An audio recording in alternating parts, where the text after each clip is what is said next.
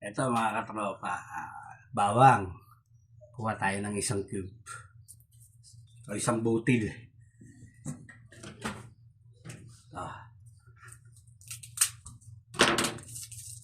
Babalatan natin. Hindi napakaganda sa ating katawan.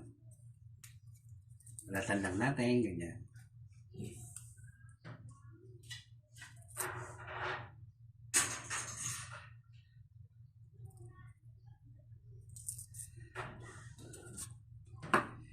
Siyempre, mahirap inumin ng buo yan o kainin.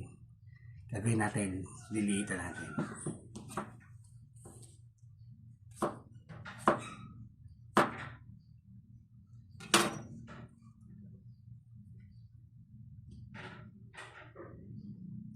Ayan mga katropa.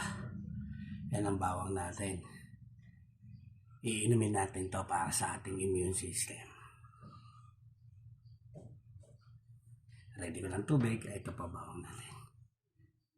Tara, samahan niyo ulit ako dito.